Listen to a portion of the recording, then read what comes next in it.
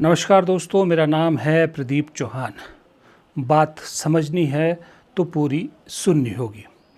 दोस्तों, यूं ही कोई जननायक कैसे बन जाता है, यूं ही कोई लोगों के दिलों में कैसे उतर जाता है, उस उतरने के पीछे कितना लंबा सफ़र होता है, कितनी मेहनत होती है, कितने कष्ट होते हैं, ये कोई राहुल गांधी से पूछे। आज देश ने दो अलग अलग तरह की तस्वीरें देखी। एक तरफ ये तस्वीर आपने देखी होगी, 2 दिन से वायरल चल रही है।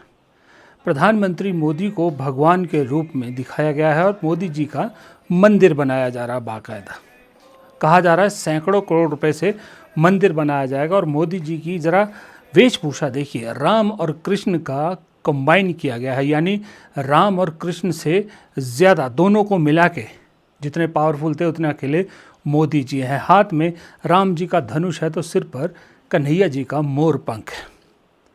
दूसरी तरफ राहुल गांधी एक ऐसा नेता जो आम जनता के हकों की लड़ाई के लिए आज एक पुलिस स्टेशन के बाहर धरने पर बैठ गया। दिल्ली के कनॉट प्लेस पुलिस स्टेशन के बाहर धरने पर इसलिए बैठ गया कि जो छात्रों पर पैलेट गन चलाई गई थी दिल्ली पुलिस द्वारा, जिसको सरकार नकारती है, उसमें एक छात्र को पैलेट गन के छर्रे लगे थे, जिसकी वजह से उसकी आंख तकरीबन डैमेज हो चुकी है, उसके शरीर पर कई छर्रे लगे। और वो बेचारा जिसका नाम साहिल है, वो साहिल अपने माँ बाप के साथ, अपने वकील के साथ पिछले कई दिनों से पुलिस स्टेशन के चक्कर लगा रहा है, मात्र सिर्फ इसलिए कि एक FIR दर्ज हो जाए कि भाई उन पर जिसने भी गोलियां चलाई या पैलेट गन चलाई, माफ़ कीजिएगा, उन पर जांच की जाए, उनकी जांच की जाए, उन्हें ढूंढा जाए। लेकिन उस शख्स की, उस छात्र की, उस युवा की FIR तक दर्ज नहीं की जा रही। हमेशा कभी इधर से उधर, कभी उधर से उधर उसको दौड़ाया जा रहा। आज अल्टीमेटली राहुल गांधी को उसके लिए खड़ा होना पड़ा। राहुल गांधी जब पुलिस स्टेशन में जाते हैं तो राहुल गांधी को भी वही मंत्र पढ़ाया जाता है कि आप ये कीजिए, जांच चल रही है, इस पे FIR दर्ज करने के आदेश नहीं है, ऊपर से प्रेशर है, ये है, वो है, सो है, जो है। 36 बहाने जो गिना सकते थे वो गिनाए गए। अल्टीमेटली राहुल गांधी को वही जो लोकतंत्र में सबसे बड़ा हथियार होता है, धरना प्रदर्शन, उस धरने पर उतरना पड़ा। और धरने पर न सिर्फ राहुल गांधी, थोड़ी देर बाद उनकी बहन भी पहुंच गई और कांग्रेस के बाकी नेता भी वहां पहुंच गए। और धरने पर बैठकर राहुल गांधी को, सोचिए, लीडर ऑफ अपोजिशन को, उस नेता को जिसकी पार्टी इस देश की सबसे पुरानी पार्टी है, जिसकी पार्टी ने 55 साल इस देश पे शासन किया, जिसके खुद के परिवार ने 3-3 प्रधानमंत्री दिए हैं, चौथे शख्स ने प्रधानमंत्री पद छोड़ा, उस शख्स को भी FIR दर्ज करवाने के लिए धरने पर बैठना पड़ा। 20 जुलाई को पैलेट गन का प्रयोग हुआ, उसका सबूत क्या है? सबूत ये है, देखिए, ये है पैलेट्स, देख लीजिए, इनको अच्छी तरह देख लीजिए, ये देखिए, ये है पैलेट्स।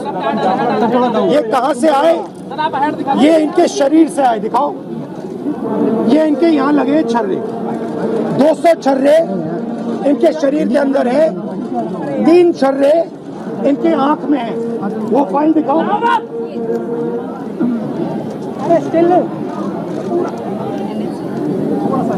ये है एम्स की रिपोर्ट, लेडी हार्डन की रिपोर्ट, जिसमें साफ लिखा है कि इनको, एम्स की हेरी, जिसमें साफ लिखा है कि इनके शरीर में 200 से ज्यादा छर्रे हैं, आंख में 3 छर्रे हैं, आंख इनकी खो गई है, उस आंख से वो नहीं देख पाएंगे, और इनके दिल के पास, बिल्कुल दिल के पास छर्रे हैं जो छुए नहीं जा सकते हैं। दिल्ली पुलिस ने कहा कि हमने छर्रे नहीं चलाए।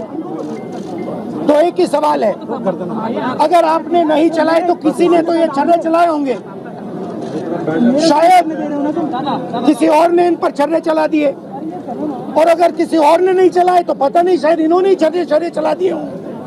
मगर क्राइम तो हुआ है, क्योंकि इनके शरीर में छर्रे हैं।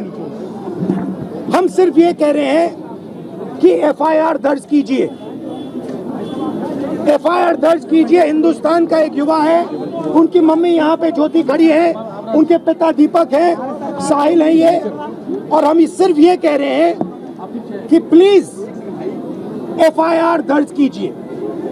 अंदर से हमें बताया जा रहा है कि देखिए ऊपर से ऑर्डर आया, एफआईआर नहीं हो सकता है।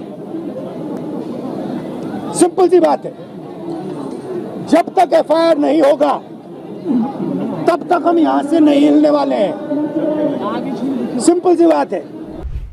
एक तरफ जो नेता 12 साल से इस देश को चला रहा है, मूर्ति बनाई जा रही है, उसे भगवान का दर्जा दिलाया जा रहा है। अब वो इस हालत में भी जब देश का युवा कंप्लीटली उसके खिलाफ है, फिर भी उसकी इमेज को सुधारने के लिए, बचाए रखने के लिए भगवान को भी अब कमतर आंका जा रहा है, उस शख्स को भगवान से ऊपर दिखाया जा रहा है। हालत ये हो गई है।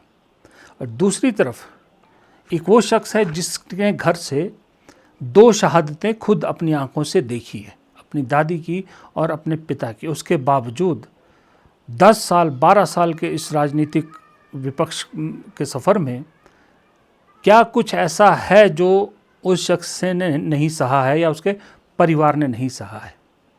एक तरफ मैं आपको एक और एग्जांपल दिखाता हूँ, ये भी आपने सुना होगा। एक बीजेपी के कोई महाशय विधायक है, मैं नाम नहीं जानता इनका। सुनिए, हम और आप क्या कहते हैं, बचपन से हम लोग यही सुनते आए हैं, पढ़ा भी हमने यही है कि वतन पर जान निछावर कर देंगे। ये बड़ा कॉमन सा एक सेंटेंस होता है, सब इस बात पे एग्री भी करते हैं, हम सब लोग एग्री करते हैं। ये जनाब बीजेपी के विधायक क्या बोल रहे हैं, ज़रा खुद सुनिए कि कितनी बेशर्मी से ये बोल भी रहे हैं मंच पर, और बीजेपी का इतना बड़ा पटका पहनकर। वतन तेरे लिए हम जान भी देंगे। क्या ये जान का दे रहे हैं? जान इतनी सस्ती है क्या? बताओ ना, जान इतनी सस्ती है क्या? नहीं, जान नहीं देंगे। इस वतन के लिए हम जान ले लेंगे। ये उल्टे गीत नहीं गाना चाहिए, तो रोक लगाना चाहिए कि ये वतन हम तेरे लिए जान नहीं लेंगे, जान देंगे नहीं, जान ले लेंगे। और आज की स्थिति वैसी की वैसी बनती जा रही है। एक तरफ जो शख्स कह रहा है कि हम जान निछावर क्यों कर दे, इतनी सस्ती जान है क्या, वो आज सत्ता की मलाई खा रहा है, वो लोगों को बेवकूफ़ बना रहा है, खुद तो अनपढ़ों वाली मतलब ऐसी बात कर रहा है, और लोगों को भी कह रहा है कि आप इस पे मानिए। और दूसरी तरफ जिसके घर से 2 लोगों ने अपनी जान सच में इस देश के नाम कुर्बान की है, उसे एक आम आदमी के लिए, अपने लिए भी नहीं, एक आम आदमी के लिए इंसाफ की लड़ाई लड़ने के लिए धरने पर बैठना पड़ रहा है। तो अब आप बताइए, क्या इस देश की जनता मूर्ख है? इतना भी नहीं दिख रहा है क्या कि देश में हो क्या रहा है, कौन किसके लिए लड़ रहा है और कौन मलाई खा रहा है, या कौन सिर्फ और सिर्फ अपने आप को हम सब का एक तरह से राजा मान बैठा है। ये देश की जनता को समझ में आ रहा है।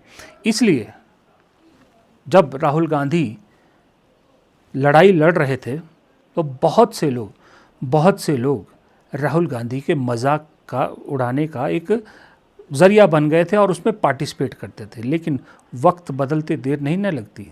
10-12 साल का वक्त निकल गया ना, अब हवा बदली कि नहीं बदली? और हवा ऐसी बदली है कि जो राहुल गांधी को नफ़रत भी करते थे या हीन नज़र से देखते थे, पप्पू समझते थे, वो भी अब कायल होने लगे हैं। ऐसे ही एक मैं आपको ट्वीट दिखाता हूँ। कोई बेसुरो तानसेन करके इन्होंने अपना ट्विटर हैंडल रखा है। इनका एक ट्वीट देखिए।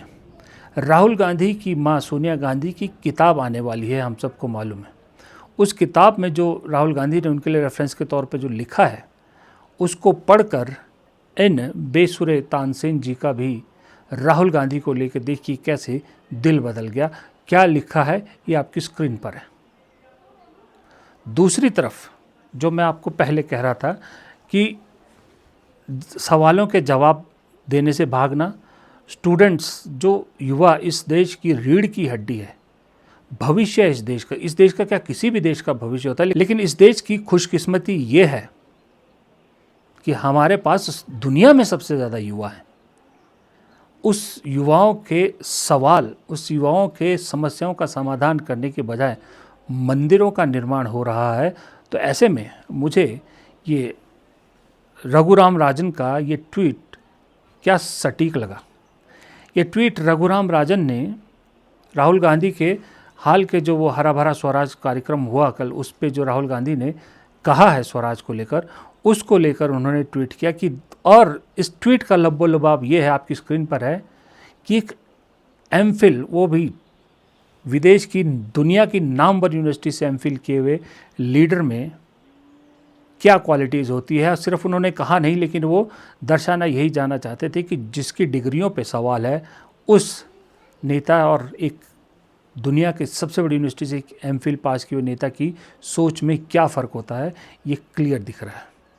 और सही में वो जो हरा भरा स्वराज सम्मेलन किया राहुल गांधी ने, उसमें उन्होंने जो बातें कही, आप देखिएगा, आप ऐसी इंटेलेक्चुअल और ऐसी जो बातें उन्होंने की, वो सिर्फ गांधी को जो सही समझता है, इस देश को जो सही समझता है, नेहरू को चलिए मानते हैं, नेहरू उनके परिवार से तो समझे होंगे, लेकिन गांधी और इस देश की नब्ज़ को जो सही तरीके से समझता है, वही ये बात कह सकता है, और वही आरएसएस को इस तरह का आईना दिखा सकता है।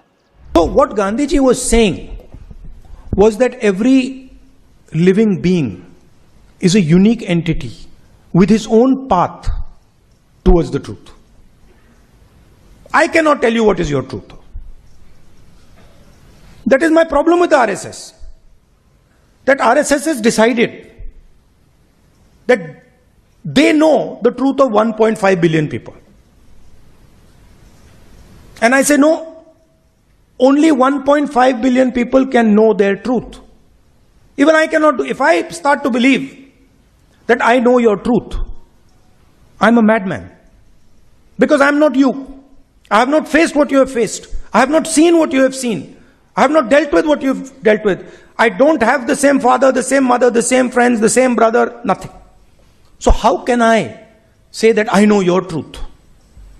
Please notice, Gandhiji's book was not called My Experiments.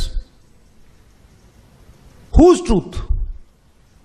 My experiments with truth. Not the truth. Not my understanding of the truth. No, my experiments. I have experiments of my truth. You have experiments of your truth. You have experiments of your truth. Today the ideological battle in India is that. It is not about environment, politics, free media, nothing. That is all superficial. The real fight is what? The real fight is that a group of people have suddenly decided, because they have control of the system, that they know the truth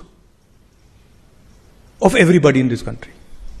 अब सवाल ये उठता है कि ये जो पिछले कुछ दिनों से लगातार हो रहा है, ये आगे किस अंजाम तक पहुंचेगा? क्या राहुल गांधी का ये जो रुख है अब, या राहुल गांधी ने जो तरीका अपनाया है अपनी राजनीति का, ये तरीका अंत में सत्ता परिवर्तन तक ही रहेगा, या ये सही में राहुल गांधी इस देश को नई दिशा देना चाहते हैं?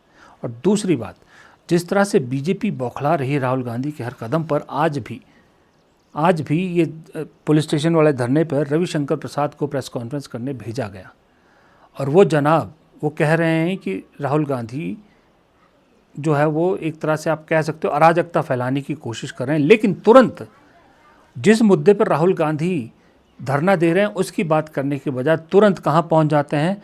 कांग्रेस के वंदे मातरम को लिए गए फैसले पर। भाई कांग्रेस ने फंस गई है, कांग्रेस ने ये किया, कांग्रेस ने वंदे मातरम क्यों काटा, कांग्रेस ने ये कर दिया वो कर दिया। इसका मतलब ये नहीं कि कांग्रेस फंस गई है। दरअसल रविशंकर जी जिस मुद्दे पे आज प्रेस कॉन्फ्रेंस कर रहे थे, वहाँ से हट के आप जब वंदे मातरम पे बोलने लग जाते तो इसका मतलब ये है कि कांग्रेस का जो फैसला है वो कहीं ना कहीं सही फैसला है। और आपको ये बात समझ में आ रही कि कांग्रेस ने तो हमारे मुंह पे मार दिया कि जो उखाड़ सकते हो उखाड़ लो, हम तो अपने पुराने स्टाइल पे ही रहेंगे, जो पुराना अंदाज़ था इस देश का राष्ट्र जनगण वंदे मातरम गाने का, हम वही वंदे मातरम गाएंगे। यहाँ तक कि मैं एक देख रहा था, जो रविंद्रनाथ टैगोर की फैमिली से आती हैं, मशहूर अदाकारा शर्मिला टैगोर, उन्होंने भी यही कहा है कि 2 स्टैंजाज जो हैं वो इस देश का, जो कुछ किसी भी धर्म का, किसी भी जात का, कम्युनिटी का हो, उसके लिए है, वही 2 स्टैंजा गाए जाने चाहिए, क्योंकि उसके आगे के स्टैंजा में दरअसल हिंदू राष्ट्र या इस तरह कुछ धर्म के लोगों को दिक्कत होती है, इसमें कोई गलत बात नहीं है। लेकिन ये जो बीजेपी के नेता और बीजेपी पूरी पार्टी, उनका इकोसिस्टम सिर्फ कांग्रेस के एक कदम से बौखला गई है ना, ये बेइज्जती भी रोज़ करवा रहे हैं अपनी, चाहे वो टीवी डिबेट हो, चाहे कहीं हो। जब इनसे कहा जाता है कि आप वंदे मातरम पूरा गा के सुना दीजिए, तो एक नेता ऐसा नहीं है जो पूरा वंदे मातरम गा पाया हो, एक नेता नहीं है। मुझे पूरा विश्वास है कि इस वक्त जितने भी बीजेपी के प्रवक्ता हैं, सबको वंदे मातरम रटने के लिए कह दिया गया होगा। वो रट रहे होंगे, बेचारे रट रहे होंगे कि कोई तो हमसे 4-5 दिन बाद फिर पूछे, फिर हम सुनाएंगे। हम रटने की मजबूरी है, लेकिन दिल से वंदे मातरम, फिर वो फंसेंगे। फिर मैं आपको बता रहा हूँ, अगर वो रट भी लेंगे, फिर किसी ने अगर उनसे पूछ लिया कि आप इन स्टैंजाज का मतलब समझाइए, तो फिर वो मतलब नहीं बता पाएंगे। ये हालत है। ज़बरदस्ती आप इस देश को बांटने की कोशिश कर रहे हैं, और वो राहुल गांधी इस देश को जोड़ने की कोशिश कर रहा है, क्योंकि राहुल गांधी भी ये जानते हैं कि सिर्फ देश की बात नहीं है, कांग्रेस के भी कोर उसी में सीमित है जब तक ये देश बंधा हुआ है। अगर ये देश किसी दिन टूट गया, बिखर गया, तो कांग्रेस भी बिखर जाएगी, क्योंकि इस देश की आत्मा के साथ ही कांग्रेस की आत्मा भी जुड़ी हुई है। फिलहाल इस छोटे से वीडियो को यहीं ख़त्म करता हूँ। पसंद आया तो लाइक कीजिएगा, शेयर कीजिएगा, कमेंट बॉक्स में अपनी राय ज़रूर दीजिएगा, चैनल को सब्सक्राइब भी ज़रूर कीजिएगा। नमस्कार।